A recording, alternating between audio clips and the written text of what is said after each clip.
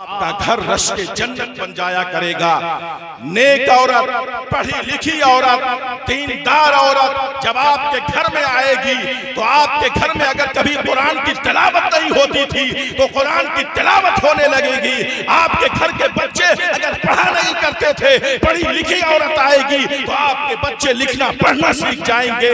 आपके घर की औरतें अगर नमाज पढ़ना नहीं जानती थी, पढ़ी लिखी औरत आएगी तो आपके घर की औरतें नमाज पढ़ना लिखना सीख जाएंगी। इसलिए मेरे दोस्तों, दीनदारी को तरजीह देनी चाहिए। बाकी दुनिया की चीजें तो आर्जी हैं, आज हैं कल नहीं रहेंगी, लेकिन दीनदारी ऐसी चीज है जो कभी भी फना नहीं हो सकती है। ये दीनदारी ऐसी चीज है जो आपको दुनिया में भी कामयाबी से हमकिनार कर सकती है और आखिरत में भी आपको कामयाबी से हमकिनार कराएगी। हजरात, दीनदारी को तरजीह देना, मुझे एक वाक़या याद आ गया। ताबईन किराम में एक बहुत ही मशहूर मुहद्दिस गुजरे हैं, हज़रत अब्दुल सईद इब्ने मुसय्यब, उनका नाम बहुत ही मशहूर है। आप बड़े ज़ुहद व तक़वा के मालिक थे, बड़े परहेजगार थे। आपकी बच्ची, आपकी बेटी भी बड़ी तक़वा शार बेटी थी, खौफ खुदा उसके दिल के अंदर था। चुनांचे ऐसी नेक थी कि उसकी नेकी का शोहरा दूर दूर तक था। उस वक्त के खलीफा अब्दुल मलिक इब्ने मरवान ने अपने बेटे की शादी का रिश्ता आपके यहाँ भिजवाया, लेकिन आपने कबूल नहीं किया, जिसकी वजह से वो खलीफा वक्त आपसे नाराज रहने लगा। लेकिन देखें, आज तो हम और आप ये तमन्ना करते हैं कि किसी दुनियादार के घर में शादी हो जाए, किसी साहिब हैसियत के घर में शादी हो जाए, किसी एमपी एमएलए के घर में शादी हो जाए, किसी दुनिया की नौकरी करने वाले के घर में शादी हो जाए तो हमारी वैल्यूएशन बढ़ जाएगी। आप जरा देखें, सईद इब्ने मुसय्यब रज़ी अल्लाह ताला अन्हु को, ही खलीफे वक्त है, बादशाह वक्त है, उसने अपने लड़के का पैगाम आपकी लड़की के लिए भिजवाया, आपने कबूल नहीं किया। कुछ दिन गुजरने के बाद आपकी मजलिस में एक शख्स आया करता था, बड़ा नेक था। कुछ दिन हो गए, वो आया नहीं, और कुछ दिनों की गैर हाजिरी के बाद जब वो आता है तो आपने पूछा कि आखिर तुम इतने दिन तक कहाँ थे? वो अर्ज करता, हुजूर, मैं आपकी मजलिस से इतने दिन तक इसलिए गैर हाजिर था कि मेरी बीवी का इंतकाल हो गया था। चुनांचे आपने बताया, तुम्हारी बीवी का अगर इंतकाल हो गया था तो मुझको भी खबर करते, मैं भी तुम्हारी बीवी के जनाजे में आता, जनाजे की नमाज पढ़ता, दुआएं करता। चुनांचे बात आई गई हो गई। जब वो शख्स जाने लगा तो हजरत सईद इब्ने मुसय्यब ने कहा, क्या तुमने दूसरी शादी की? वो शख्स कहता, हुजूर, मैं तो बड़ा मुफलिस हूँ, बड़ा नादार हूँ, गरीब हूँ, अब मुझसे अपनी लड़की का रिश्ता कौन करेगा? मुझ गरीब आदमी से अपनी लड़की को कौन ब्याह सकता है? चुनांचे इतना सुनना था। सुनने के बाद सईद इब्ने मुसय्यब ने कहा, ए नौजवान, तुम यहीं पर बैठे रहो। आज जो तुमने ये कहा है कि मुझ गरीब से अपनी बेटी का रिश्ता कौन कर सकता है, सुन लो, मेरी एक बेटी है जिसके रिश्ते के लिए खलीफे वक्त ने पैगाम भेजा था, लेकिन मैंने रिश्ते को नामंजूर कर दिया था।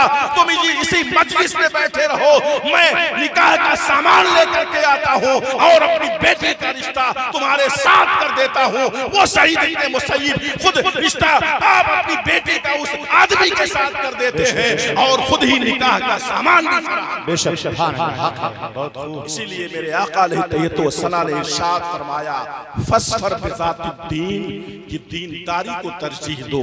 आज हमने दीनदारी को तरजीह देना छोड़ दिया है। इसलिए मुसलमानों, हमें और आपको चाहिए कि हम अपनी शादी को हल्की करें। अगर हमें अपनी बच्चियों को इर्तिदाद से बचाना है, अगर हमें अपनी बच्चियों को बूढ़ी होने से बचाना है, बगैर रिश्ते के रहने से बचाना है, तो हमें जहेज की रस्म को खत्म करना होगा, हमें जहेज की लानत को खत्म करना होगा, अपनी शादी को आसान बनाना होगा, फरमाइशों की लिस्ट कम करनी होगी, मुतालबात की फहरिस्त कम करनी होगी। तब जाकर के हमारा समाज, हमारा मुआशरा तरह फलाह याफ्ता हो सकता है, हमारे मुआशरे के अंदर तभी सलाह हो सकती है। आज हम लड़की की शादी तो बड़ी महंगी हो ही गई है, हम लड़के की शादी करते हैं तो एक बुरी रस्म ये चली है, वलीमा करना। वलीमा करना सुन्नत है।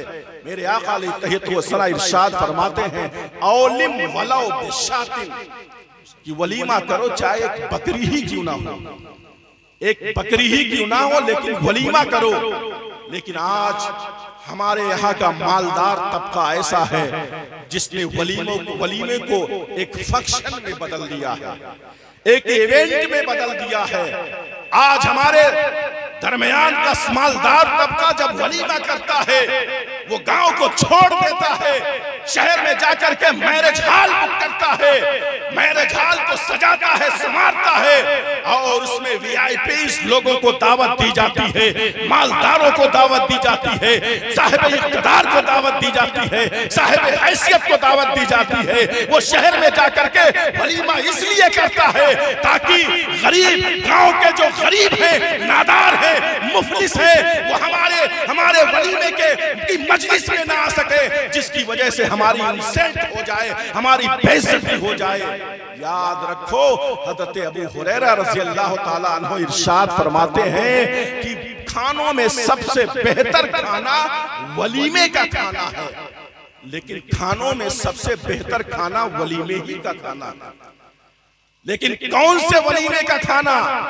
इरशाद फरमाते हैं कि वो वलीमा जिसमें गरीबों को ना पूछा जाए, जिसमें मुफलिसों को ना पूछा जाए, जिसमें नादारों को ना दावत दी जाए, सिर्फ मालदारों को दावत दी जाए। ऐसे वलीमे के खाने सबसे बुरे खाने हुआ करते हैं। इसलिए मुसलमानों, हमें अपने दरमियान से इस रस्म को खत्म करना होगा। हमने जो ये वीआईपी कल्चर अपना रखा है कि शहरों में जाकर के वलीमा करते हैं, नहीं मुसलमानों, हम अपने गांव में वलीमा करें। इसलिए करें कि बहुत सारे खानदान ऐसे होते हैं, बहुत सारे लोग ऐसे होते हैं जो साहिब हैसियत नहीं होते हैं, वो इंतजार करते हैं कि फुला के यहाँ शादी होगी तो शादी के मौके पर हमें अच्छा खाना मिलेगा, हमारे घर खाना आएगा। ए मुसलमानों, याद रखो कि अगर आपने उसका दिल दुखाया मैरिज हॉल में शादी करके, वलीमा करके, तो याद रखो गरीबों का दिल दुखाना ये उसकी आह को खरीदना है। अगर उसकी आह लग गई तो आपकी वो शादी कभी भी कामयाब नहीं हो सकती है। इसलिए हमें इस कल्चर को खत्म करना चाहिए। शादी हमें गांव से करनी चाहिए, वो देहात ही क्यों ना हो। एक बहाना ये बनाया जाता है कि बहुत देहात है, इंटीरियर एरिया है, यहाँ कौन आएगा। नहीं, आप जिस सरजमीन पर पैदा हुए हो, आप जिस जमीन पर पैदा होकर के पले और पढ़े हो, जिस गांव के लोगों ने आपको इज्जत दी है, जिस गांव और समाज के लोगों ने आपको इस मकाम तक पहुंचाया है कि आज अपने बेटे की शादी कर रहे हैं, वलीमे की महफिल कर रहे हैं, और आज आप उसी गरीब के, उसी गांव के गरीबों को नजरअंदाज करते रहे हो। याद रखो, किसी का दिल दुखाना ये इतनी बुरी चीज है कि अल्लाह इसे कभी भी माफ नहीं कर सकता है। इसलिए अपने गांव के नादारों को भी दावत दें, उनको भी खिलाएं। मालदारों को आप बाद में पूछें, पहले गरीबों को पूछें। याद रखें, अगर आपने सबसे पहले गरीबों को पूछा तो आपने उस गरीब का दिल जीत लिया, और जिसने गरीब का दिल जीत लिया, अगर उसने अपनी जुबान से दुआ नहीं की, लेकिन याद रखो ऐसे लोगों की दुआएं यही होती हैं कि उनका दिल खुश हो गया। तो ये दुआएं, उनका दिल खुश होना ही ये दुआ है, और ऐसी दुआ कभी भी अल्लाह ना मकबूल नहीं करता है, बल्कि ऐसी दुआ मकबूल ही होती है। इसलिए हमें और आपको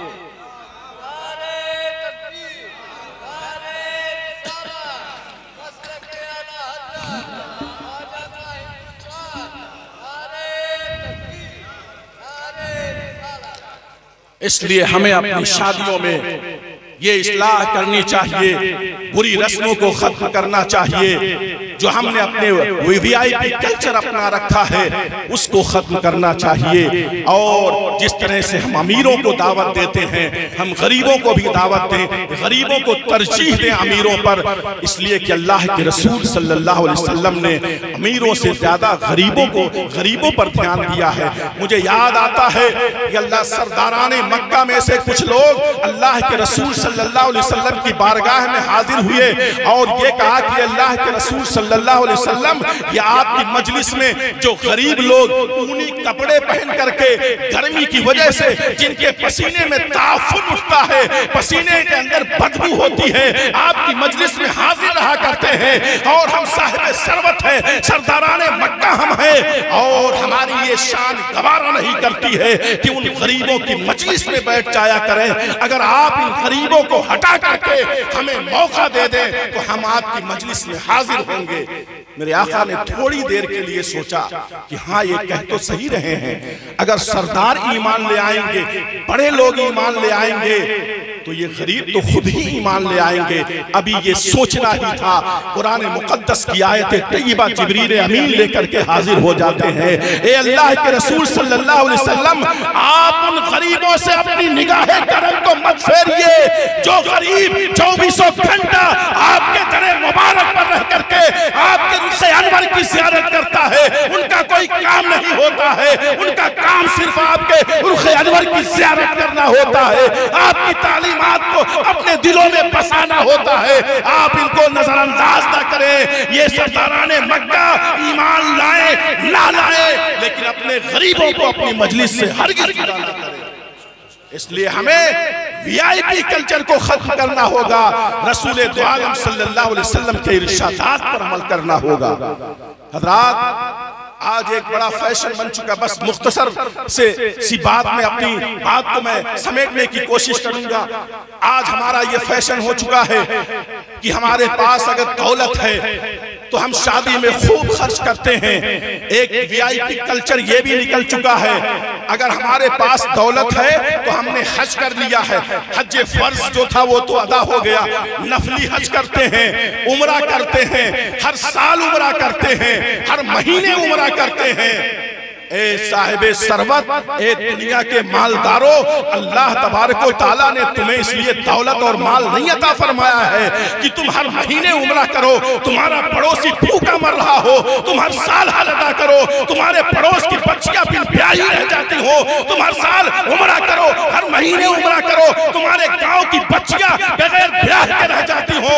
याद रखो, तुम्हारे उम्रे ऐसे कभी भी कबूल नहीं हो सकते हैं।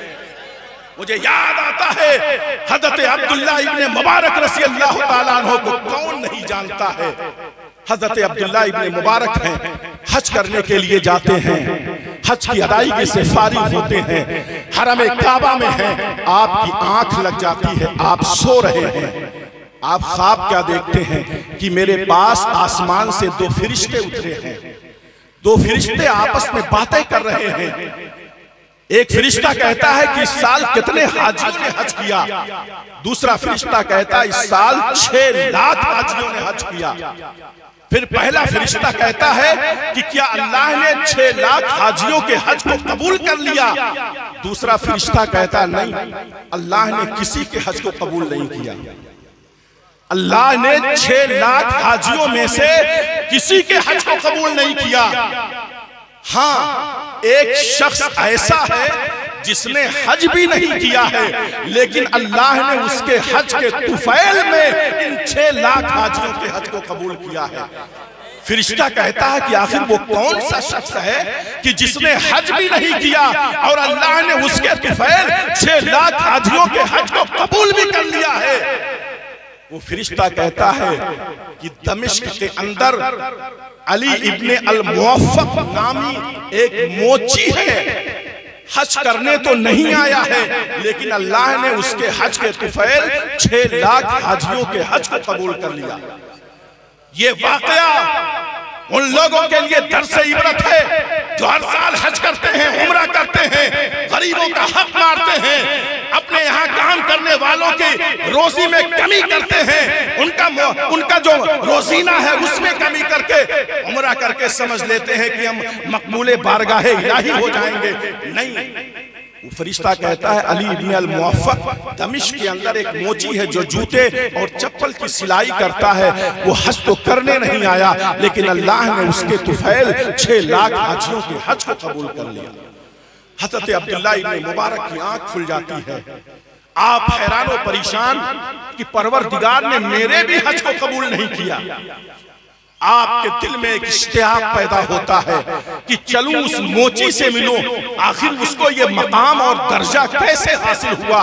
आप रख्ते सफर बांध लेते हैं, दमिश्क के अंदर जाते हैं, पूछते हैं क्या अली इब्न अल मुअफ्फक नाम का कोई मोची है जो जूते और चप्पल की सिलाई किया करता है। लोगों ने बताया हाँ फला मोहल्ले में उसका घर है, आप जाइए वहां पर, आप जाइए उससे मुलाकात कर लीजिए, वहां पर उसका घर है।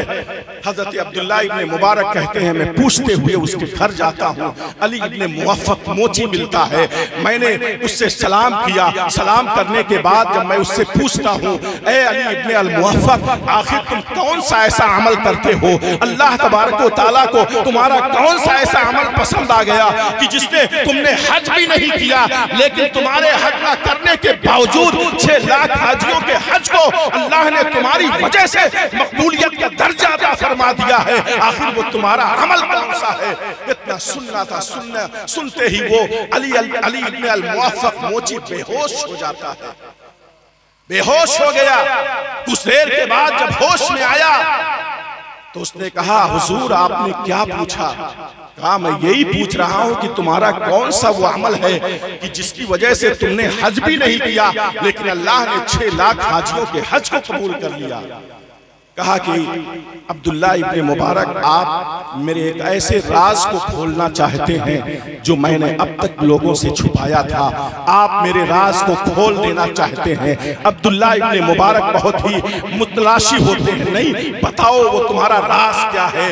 वो बताता है, अली इब्न मुअफ्फक कहता है मामला ये है कि मैं 31 सालों से जूते और चप्पल की सिलाई का काम करता हूं, उससे जो मुझे पैसा मिलता था मैं उसे इकट्ठा करता था। 300 दिरहम मेरे पास इकट्ठा हो गए और मैं ये सोचा था कि अब की साल तो मैं हज जरूर कर लूंगा। चुनांचे मैंने हज का मुकम्मल इरादा कर लिया और अगली सुबह मुझे हज के लिए निकलना था।